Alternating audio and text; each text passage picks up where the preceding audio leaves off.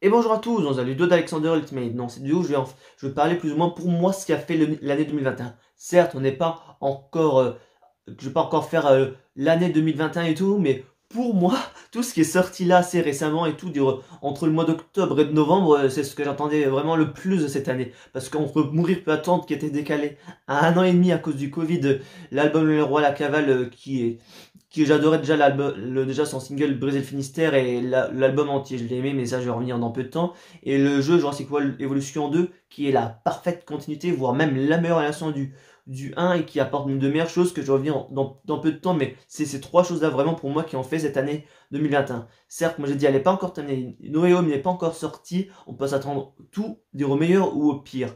Mais ça, j'en parlerai ça en la vidéo de la fin de l'année, comme je fais depuis 5 ans maintenant, l'année 2021. Et ça, je vous donnerai rendez-vous à la fin de l'année. Peut-être, je verrai peut-être pour faire une FAQ et une dédicace comme je faisais de temps en temps, mais voilà. Donc, on va d'abord commencer par Mourir peut attendre. C'est-à-dire, j'en ai parlé une fois dans un discutant et tout, mais pour moi, vraiment, je pense que comme tout fan de James Bond, qui se respecte ou pas, le film, vraiment, on l'attendait parce que de base, il était censé sortir en mars ou en avril 2020, et c'était un des films de 2020 qui n'était pas encore sorti. La plupart des films de 2020 et 2021 sortaient, et moi, j'ai envie de dire, ça faisait bizarre parce que tu avais King Kong contre Godzilla qui est sorti en 2021 avec même pas, je crois, 2-3 mois de report, alors que Mourir peut attendre, il continue à être attendu, à être reporté. Et j'ai envie de dire, c'est clairement saoulant. Après, c'est peut-être.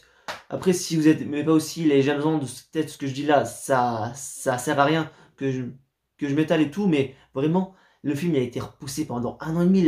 Déjà, j'attends déjà le film, déjà avec impatience, déjà parce que pour moi, je m'en doutais déjà que Spectre, ça n'allait pas être le dernier de Daniel Craig, et j'avais déjà imaginé, je ne vais pas dire un scénario, mais j'avais imaginé plus ou moins à l'époque qu'il aurait pu avoir un méchant qui est à la fois un méchant pour James et un méchant pour Blofeld. Et en partie, c'est ce que c'est dans Mourir peut attendre. Dire, et vraiment, oui, dire, là, je veux juste dire, pas au niveau de la hâte, parce que vraiment, ce film, déjà, c'était déjà.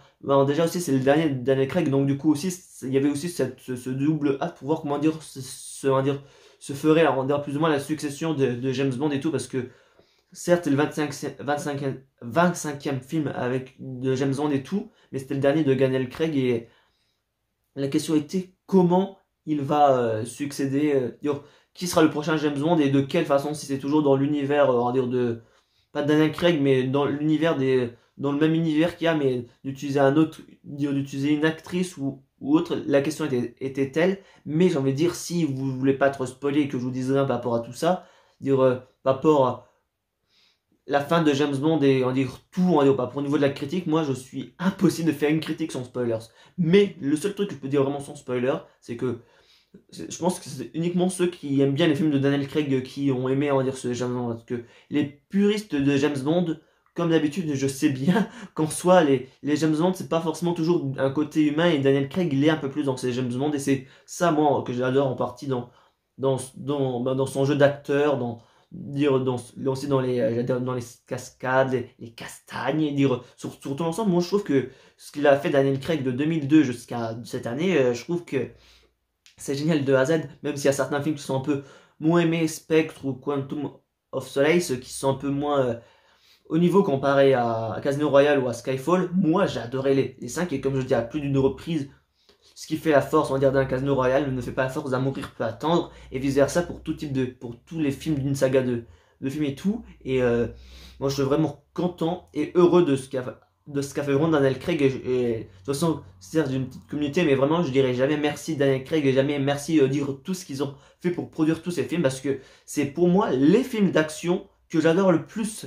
Et même si je devrais dire, on va dire, une saga de films, dire que vraiment que j'adore et tout. Certes, j'aime bien les Spider-Man et les Jurassic Park, mais vraiment, en termes d'action et d'émotion, vraiment, James Bond, ça a été quelque chose d'important pour moi, parce que j'ai commencé à découvrir Skyfall quand quand il était sorti et tout. Mais depuis que j'ai regardé ça, les James Bond, vraiment, ça, je suis attaché au personnage de Daniel Craig et aussi davantage de James Bond et tout, mais sur tout l'ensemble, je me suis pris au personnage depuis tout, je sais pas du tout petit, mais depuis 2012, ça va faire 10 ans l'année prochaine. J'ai envie de dire, l'histoire elle était belle avec Daniel Craig, belle, elle était bien faite, je trouve. Après, certes, au niveau des scénarios, je suis pas forcément, j'analyse pas trop, j'analyse pas trop, mais je suis pas trop, on va dire, critique par rapport au niveau des scénarios des films et tout, mais je trouve que sur la continuité de tous les films de Daniel Craig en tant que James Bond, j'ai adoré, et ça serait mentir que j'en ai détesté un ou que j'en ai aimé moins qu'un autre, et Se Mourir peut attendre, ben je trouve que, pour moi, je trouve que c'est vraiment le film de conclusion, je vais pas dire épique, mais dire vraiment, je pense qu'ils n'ont pas pu faire mieux pour terminer plus ou moins la saga de Daniel Craig par rapport au niveau de ce qu'ils ont fait et tout. Et même si, spoiler, parce que maintenant je vais entrer dans un truc vraiment de pur spoiler, donc si vous êtes resté jusqu'à maintenant, à partir de maintenant je vais dire un spoiler, et vraiment, ça serait, et même c'est le spoiler le plus important du film, donc partez, pardon, excusez-moi si j'ai bégayé pendant un instant. Donc, si, comme je disais en termes d'émotion, ben parce que à la fin du James Bond, c'est la première fois qu'ils font mourir James Bond dans un film clairement. Et autant moi, émotionnellement, je suis pas forcément des fois à verser quelques larmes ou même à pleurer devant un film, ça serait mentir. Les deux seules fois où j'ai pleuré dans un film, ou même versé quelques petites larmes, un petit moment au niveau Titanic où juste ça coulait au niveau des yeux. Mais pour ce James Bond là, les moments plus ou moins un peu de tristesse et à la fin du sacrifice, j'ai été j'étais retourné vraiment ce film. Je veux dire, il t'en fait voir de toutes les couleurs et tout. Et même aussi, le film, il dure 2h45. Et j'ai envie de dire, d'une part, ça me fait chier. Pas ça me fait chier, mais excuse-moi d'être vulgaire, mais autant de base, moi, je m'en fiche de la durée des films. Je regarde les films parce que je les attends avec impatience ou un petit peu moins. Mais je m'en fiche de leur durée. Pour moi, on va dire, on va dire ce que je fais abstraction quand je regarde un film. Vraiment, parce que moi, en fait, ça me dérange de savoir la durée d'un film. Ne me demandez pas pourquoi. Je suis comme ça depuis X années, depuis le début que je regarde des films. Autant que c'était au début, quand j'ai commencé au cinéma à regarder le The Amazing Spider-Man 2 ou Man of Steel, qui était sorti à l'époque, qui étaient les premiers films que j'ai commencé à regarder au cinéma et tout. Mais moi, oui, non, je vais éviter de répéter, mais moi, ça me dérange de savoir la durée des films. Et je trouvais qu'en soi, même en sachant la durée du film, j'ai même pas vu le temps passer. Je l'ai vu 3 fois, 2 fois en français et une fois en anglais. Autant sur toutes les fois que je l'ai regardé, le temps il y a tellement de choses qui se passent que t'as pas forcément l'impression que, je vais pas dire que le film est long, en fait le temps il passe à une vitesse pas possible et t'as pas l'impression que ça fait 3 heures et tout. Ça veut dire si ça fait quand même 3 heures, mais en fait il y a tellement de choses que tu vois pas le temps passer, et on va dire c'est génial. Et tout ça aussi un petit peu comme Avengers Endgame, parce que de base quand on savait que le film il était le plus long, on disait oh putain ça va passer trop vite et tout, mais au final non, ça a tellement de choses on va dire qui se passent et tout qu'au final tu vois pas le temps passer. Et d'une part c'est un petit peu bien, et sûr comme je disais tout à l'heure, ben en termes d'émotion et tout, j'ai jamais pleuré devant un James Bond, dirais même devant un film, à part quelques larmes devant Titanic. Mais les, quand j'étais au cinéma, pour voir, la première fois, j'étais avec ma famille, j'ai eu quelques larmes, j'ai eu quelques larmes qui avaient, mais je me retenais un petit peu. Mais la deuxième fois, quand j'étais tout seul, vraiment, je versais un peu plus de larmes vu que j'étais tout seul, et du coup, j'avais besoin un petit peu de, là, c'est le moment un petit peu pas gênant, mais ouais, de toute façon, je dis les choses telles qu'elles sont. Il n'y a jamais un film qui m'a fait plus pleurer, en dire que Ce Mourir peut attendre, et autant kiffer et tout. Je pense que en soi, ce James Bond, plus ou moins, comme j'ai dit, il reflète vraiment ce qu'est Daniel Craig en termes de James Bond et tout. Et plus, comme d'habitude, c'est les décors, les villes dans lesquelles ils vont, les plans sont toujours bien filmés et tout, au niveau des courses-poursuites en voiture ou tout le reste, je trouve, mais la caméra, comment elle est mise pour le rendu. De toute façon, c'est comme ça pour tout film, et je trouve que sur ceux de James Bond, en particulier ce dernier-là, ils ont fait, je trouve, le paquet vraiment, et je suis vraiment content, on va dire, du film, on va dire, que ça a été, parce que déjà, de base, comme j'ai dit, je l'attendais avec impatience, et l'attente en a valu la peine, clairement. À 1 an et demi, certes, mais le film, il est vraiment de qualité, je l'ai adoré. C'était le film de l'année 2020 pour moi, c'était le film de l'année 2020, mais même là, par rapport à tous les films qui sont sortis cette année, y compris Venom 2 que j'adore et tout, ça reste le premier. Clairement, je l'ai adoré. Et même tellement au point que je l'ai adoré, j'ai voulu le regarder en anglais. D'habitude, les films, quand je regarde en anglais, des fois, c'est quelques années après, parce que la plupart des films que j'ai regardé tout, en soi, je prends 5-6 ans, je sais pas pourquoi, avant de les regarder en anglais. Là, c'est le premier film illico presto que j'ai regardé en anglais, et même autant en anglais en français, je vais pas dire que j'ai pas tout compris, mais en soi, je comprenais les bases. Après, je suis loin de dire que j'ai un niveau extraordinaire en anglais. Là, ça serait vous mentir. Évidemment, je n'ai pas un niveau en anglais extraordinaire, mais j'ai quand même bien kiffé et compris le film et tout. Certes, je m'emballe un petit peu sur ça, mais le truc vraiment qui m'a dégoûté, pas peur au niveau de mourir, pas tant, mais après, c'est pas forcément au niveau de lui-même, et pas peur au niveau des tout ce qui était plus ou moins à dire poster, affiche, ou même dire certes les cadres, le display et le cadre Avengers. C'est un peu difficile avec le rendu arrière, voilà. Avec le cadre Avengers, là, certes, il est censé rien avoir un James Bond qui est juste derrière, mais le problème, en fait, c'est que le truc, c'est que le support qui tient en arrière de l'aimant, le truc que je mets sur le mur, il tient pas. Donc, il faut que j'essaye d'acheter, pas que j'essaye, mais il faut que j'achète juste le plastique qui se met sur le mur, parce que le mur que j'avais de base, il tient pas, donc du coup, j'ai pas le James Bond, et je pensais que, autant même pour Venom 2 ou pour Mourir pas attendre, qu'il allait avoir les boîtes en métal comme font le Kinépolis depuis un moment, en 2007 et en 2018, quand il y avait pour Jurassic World 2 et Miles Morales, que vous voyez de base. Et c'est un petit truc, mais je me dis au moins c'est mieux que. Non, c'est vrai que c'est là. Moi maintenant j'ai un petit gobelet, mourir peut attendre. Et ça fait un petit peu style, un petit peu. Autant un petit peu. Je vais pas dire naturel, mais ça fait un petit peu du nouveau avec du rétro. Et en plus, on va dire comme c'est fait en noir et blanc, c'est davantage cool. Et je le mets, on va dire là, mais après, comme je le mets devant. C'est devant les trucs, on va dire, qui sont pas très importants pour moi. Je vais pas dire pas très importants, mais en vidéo, c'est un peu moins utile à montrer. C'est mes deux films d'animation préférés, L'Âge de glace et Les Indestructibles 2. Donc voilà. Et vraiment, le seul point faible, moi, que je trouve au niveau du film, c'est l'acteur en termes de méchant. Safin, il est vraiment bien. Il est vraiment. Rami Malek, c'est un bon acteur et tout. Sur tout ce qu'il a quand il parle, c'est bien et tout, mais en termes de profondeur du personnage, ses ambitions, tu les ressens pas trop.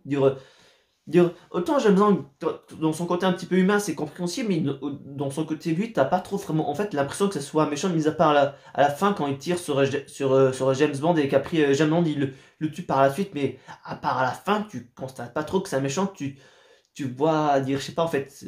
Mis à part au début, dans la scène où il y avait son masque et tout, où là on ressentait l'ambiance, où on sentait vraiment qu'il était méchant et tout.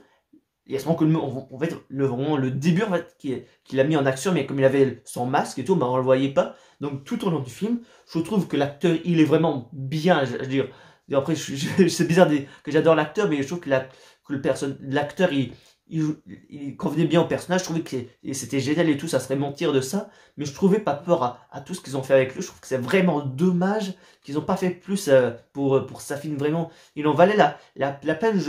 Par rapport à d'autres méchants et tout, je trouvais qu'il pouvait être plus vice et tout, mais au final, ce côté vice, on l'a ressenti que deux fois, comme j'ai dit au début, et il y a un moment quand elle était en consultation, entre guillemets, avec Madeleine Swan, donc du coup, ben, je trouve que sur le long terme, certes, c'est pas trop méchant comme étaient les autres et tout, mais je trouve qu'ils auraient pu faire mieux vraiment. Et on va dire le seul truc, on va dire plus ou moins que je me dis encore une fois qui est le défaut du film, c'est déjà l'acteur, déjà au niveau du rôle de l'acteur, comme on l'en fait et tout. Non mais purée, j'ai confondu avec l'espace d'un instant avec Venom. Bon, j'allais dire une connerie. Non, non, oubliez ce que j'allais dire. J'allais dire une connerie. Non, non, en soi, c'est le principal défaut du film, je trouve, pas peu au niveau du principal défaut. C'était juste ça, mais je trouve qu'en soit, comme j'ai dit, comme le film était vraiment bien de A à 8, après, en soi, le truc vraiment qui était, je veux dire, un petit peu nul, pas pour le niveau du film, c'est que des fois, je trouve que, certes, comme la plupart des jeunes gens maintenant, depuis Skyfall, ils utilisent un peu plus d'armes et tout un peu divers et varié. Et là, des fois, quand ils tirent, des fois, tu ressens pas les coups. Donc, des fois, quand ils tirent des fois sur des personnes, des fois, tu ressens pas, on va dire, la mort, tu ressens pas le truc, alors que des fois, quand c'est bien sec, d'un coup, comme ça, ben, tu perçois plus le truc, et surtout à la fin, quand Safin tire sur James Bond et qu'après, extrême opposé, quand James Bond il tue Safin, là quand il le tue comme ça et que ça se voit de loin, là tu ressens moins la mort du personnage, alors que quand Safin tire sur James Bond, là tu ressentais vraiment le truc, parce que c'était vraiment plus mis en. La mise en scène était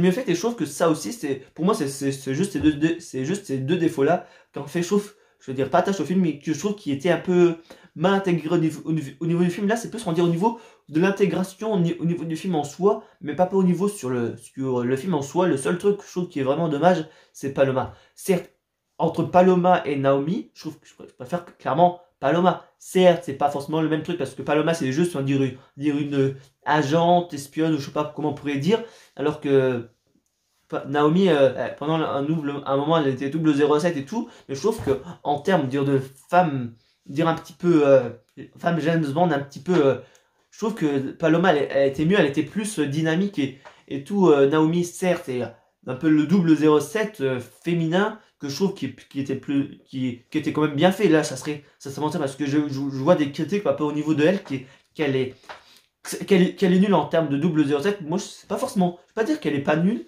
mais je trouve que certes, elle est bien, mais en comparaison, parce que si on aurait pas mis, on aurait mis que Paloma ou Naomi, ça aurait été bien l'une ou l'autre, mais là, entre les deux, je pense que comme en grande partie de vous, si vous avez vu le film, vous préférez un peu plus le côté dynamique, un petit peu fun de Paloma que tout le côté un petit peu de Naomi, même si je suis fan des deux personnages et tout, mais en soi, je trouve que, ouais, Paloma, elle a été mieux mise en avant que Naomi, et même aussi l'actrice qui joue Naomi, en soi, dans les deux films que j'attendais en octobre, ben, elle a joué deux personnages aussi, assez importants, Naomi 007, et dans Venom, elle a joué Shrek, du coup. Donc, du coup, elle est au centre, on va dire, des deux films que j'attendais en octobre avec impatience et tout, mais en soi, pas pour, comme j'ai dit au niveau du film, vraiment, Daniel Craig, il a fait vraiment du bon taf et ça fait bizarre ça comme ça, mais je trouve que vraiment le film il rend vraiment hommage à Daniel Craig et la fin comme elle est fait ah, vraiment, j'ai pas les mots pour dire ça.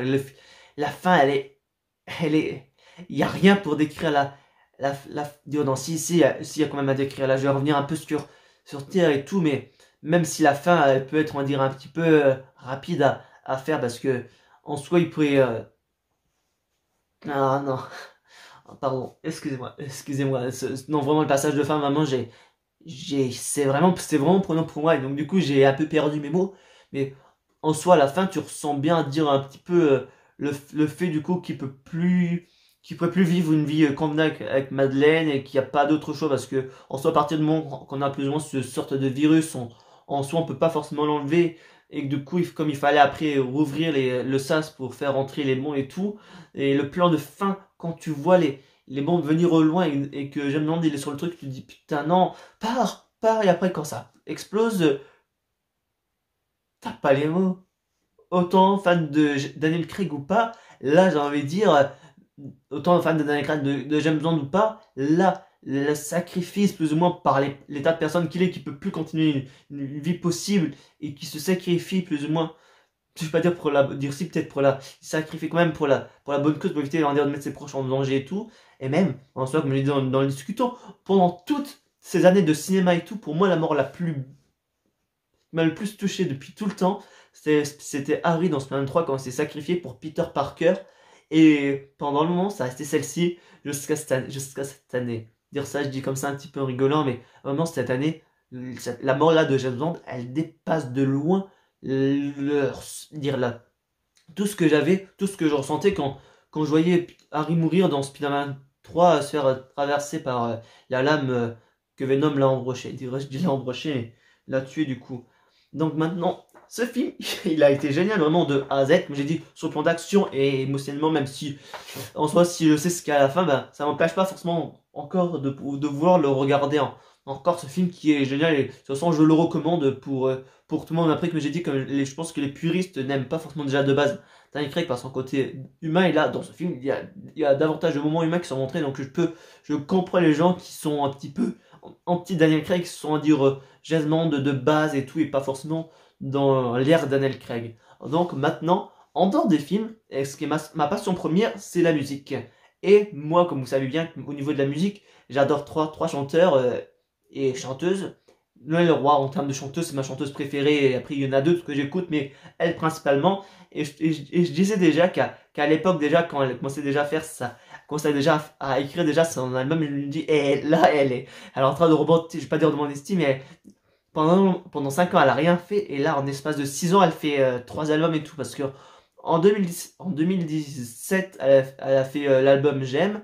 En 2018, elle a fait l'album, on dirait deux reprises de belles chansons françaises que j'adore, telles que So Far Away, je vais dire folk, que So Far Away, Je t'aimais, je t'aime et je t'aimerai, et je ne peux plus dire je t'aime, qui pour moi sont mes 3 chansons préférées. Et là, en 2021, elle nous sort, dire elle sort l'album La Cavale, qu'en soi, qu'elle a même pas forcément écrit, mais que c'est Benjamin Biolay qui l'a écrit. Et elle a dit que ça fait naturellement que, par rapport au texte que Benjamin Biolay a écrit, qu'en soi, même si elle a pas forcément écrit, que c'est un de ses albums même les plus personnels et tout, entre par exemple, je vais pas prendre l'exemple de Finistère, mais par exemple, Bon Beau Corps, certes, qui est une chanson plus ou moins un peu plus pour son fils et tout, où tu me plais pour son chéri, pardon, pour son chéri Arnaud Clément, et même aussi un petit peu comment on pourrait l'interpréter, ça serait une déclaration d'amour d'une personne pour une autre ou vice versa, peu importe, on va dire, le message de la chanson c'est juste tu me plais, et on peut le ressortir un petit peu à toutes les sauces, et vraiment je trouve que en fait l'album là, je trouve que en fait c'est un mélange parfait entre ce qu'était J'aime et folk, parce que J'aime il y a un peu ce côté un peu folk et, euh, et, et folk, bah, ce côté un peu plus vocal un petit peu, et donc du coup bah là j'ai aussi, mais je devrais vraiment que, on va dire, c'était, on va dire, la parfaite fusion entre ces deux derniers albums qu'elle a fait, qui était pour moi déjà génial et tout, et là je trouve que là sur ce qu'elle a fait en termes de chansons et tout, je trouve que vraiment là c'est vraiment le potentiel pour moi le plus haut que Nolera a pu vraiment faire depuis que je l'écoute et tout, parce que après Serge, pas forcément, je peux pas dire un fan fidèle, ça serait mentir et tout, mais Serge je connais depuis l'album Bretonne et tout par Trimatolode et l'agement de Michao et toutes les chansons de son album en question et tout. Mais depuis que je l'ai écouté, moi, Le Roi, je trouve déjà de base, elle a une belle voix, et ça, je reviendrai dans la vidéo spécifique pour elle et pour les autres chanteurs que je vais faire, on va dire, un petit peu leurs éloges et tout, ce que j'aimerais potentiellement leur dire et ce que j'aurais voulu leur dire et tout, mais ça, vous comprendrez pourquoi.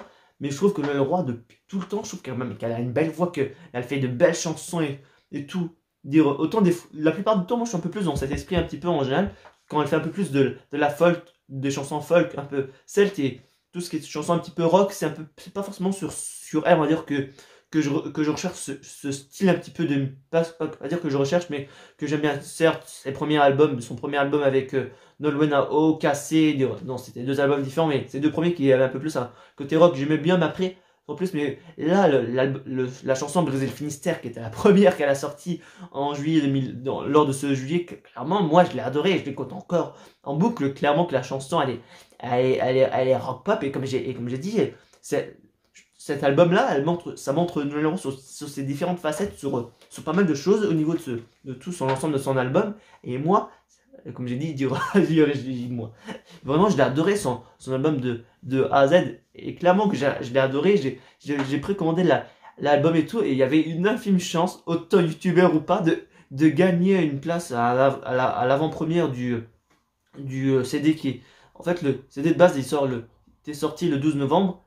Et il y avait une avant-première le 10 novembre où j'ai participé du coup en avant-première. Et là, du coup, j'ai entendu l'ensemble de ces chansons à l'avance, et donc du coup bah après du coup le pack je l'ai reçu un petit peu en retard, mais ça n'empêche pas du coup que je l'ai vraiment apprécié, parce que attendez, on va commencer chose par chose. On va commencer par dire d'abord ce que je suis un peu plus le plus content. Après, et là je suis pas le mec pour me vanter et tout, c'est juste pour vous partager, parce que si ça serait pour me vanter, de toute façon de base c'est pas forcément mon truc de caractère. Donc une photo dédicacée de la part de Leroy, de la part du pack du coup, mais c'est du coup ouais, quand même dédicacé par Leroy. Là, de toute façon, vous voyez tout ce que je vais vous montrer, mais de toute façon, voilà. Un carnet, la cavale, on va dire, qui vient on va dire à un bon moment, parce que j'ai un carnet où je mets pas mal de choses, qui est rempli, donc du coup, ben, il est venu, on va dire, au bon moment, celui-là, du coup. Après, on a du coup l'album Le Roi, que je trouve que la pochette, je suis pas trop fan. Autant le cheval, c'est beau, mais je trouve que la tenue Le Roi, je suis pas trop fan.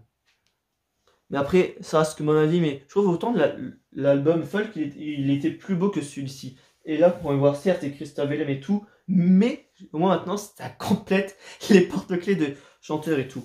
Parce que de base, j'ai d'abord commencé en 2015 avec la trousse de Christophe Willem, où là où je mets presque tout ce qui est, vous voyez aussi du coup le côté arrière, où je mets tous mes tickets de concert et tout dedans.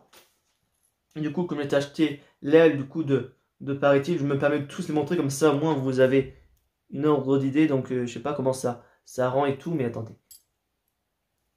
Voilà, comme ça sera largement mieux, voilà. Donc du coup, que je mets du côté de l'aile, du coup. Une demi-cape qui est en plastique, et j'en ai pas acheté en métal, également dans la même année en 2015 que je m'étais également acheté voilà des deux côtés ce que ça rend. Et pour terminer par rapport, comme je disais que c'est mes 3 chanteurs préférés et tout, j'avais Christophe et Mika, mais il manquait Noël Leroy. Et avec la cavale vraiment qui est vraiment très beau, je trouve. J'adore la couleur orange et vraiment je trouve que que ça rend super bien et tout. Donc voilà, je suis clairement content vraiment de m'être acheté ce pack. Certes à 27 euros.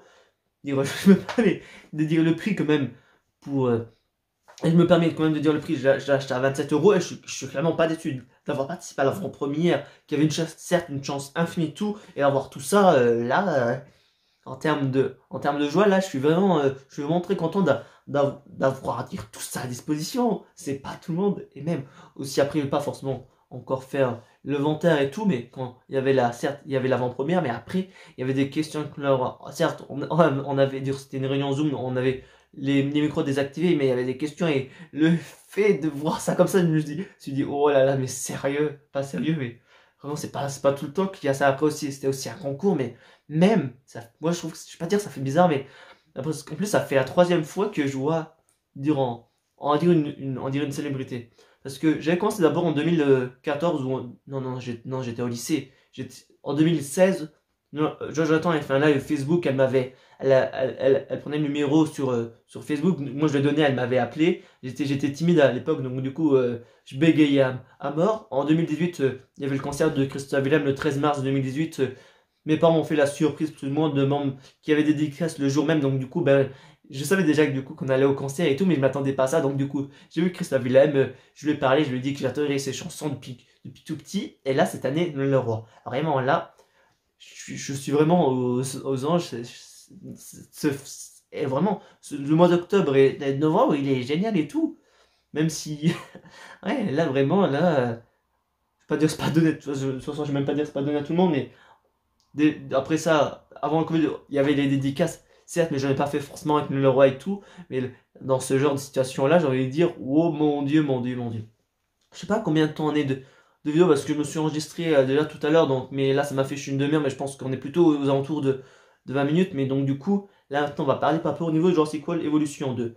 Alors j'ai envie de dire, il n'y a pas beaucoup à dire vu que je n'ai pas terminé le jeu, mais ce que je trouve déjà, ce qui est déjà bien comparé au premier, c'est qu'il y a bien plus d'options de diversité, oui c'est ça, tu as bien plus de possibilités que dans le premier, et ça j'aurais pas ça du tout en cause dans le deuxième. Et le seul truc moi que j'ai un peu du mal, et c'est aussi un problème que c'est que j'ai un petit peu, un problème que c'est aussi que j'ai un petit peu, moi aussi en tant personnellement, c'est le repère dans l'espace. Et le truc qui est davantage chiant avec ça, bah, c'est quand dans le premier, tu dirais même aussi par moment, tu peux voir les dinosaures et tout quand tu as la vue d'ensemble et tout, mais quand tu dois aller voir quand tu dois essayer de trouver un dino sans ces repères-là, je veux dire, là, c'est ça vraiment, c'est ça moi qui me casse les reins au niveau de ce jeu vraiment, parce que j'ai perdu 2 jours, 2 heures et demie pour essayer juste de trouver un dinosaure avec des indices et tout. Moi, je trouve que j'arrive pas avec ça, ça serait autant sur l'ensemble ou sur le reste, je trouve que sur tout l'ensemble qu'ils ont apporté, c'est clairement bien. T'as la rotation par exemple des rochers, t'as bien plus de personnalisation au niveau des arbres et du reste, t'as bien plus, on va dire, comme je dis, de nouveautés et tout, mais j'ai pas encore eu l'occasion de plus ou moins de découvrir les voilières, de découvrir le lagon. Dire quand je dis voilière et lagon, voilière c'est pour les ptérosaures et lagon pour les espèces marines, donc du coup je ne sais rien comment ça se fait et tout, mais j'ai voulu regarder des vidéos YouTube, mais je me dis non, tu regardes juste uniquement plus ou moins on dirait les cinématiques, mais tu regardes pas plus ou moins comment ça se nourrit, comment ça, c'est tout juste on va dire de regarder juste juste de regarder les espèces marines et tout, mais là en fait j'ai pas forcément envie de me spoiler après, mais j'ai pas forcément le temps vu que je suis étudiant et que je peux pas passer plus de 3 heures sur le week-end à jouer sur la PS4, donc du coup j'ai un petit peu ce double côté où j'ai envie de jouer plus, mais après comme il y a d'autres choses à faire, je suis largement limité. Je dis 3 heures, mais c'est assez compliqué parce que j'aimerais jouer plus, mais après il faut faire la part des choses comme on dit, et ça j'en dirai dans une prochaine vidéo de discutons que qu'entre ce qu'on veut faire et ce qui est faisable, il y a très largement une différence.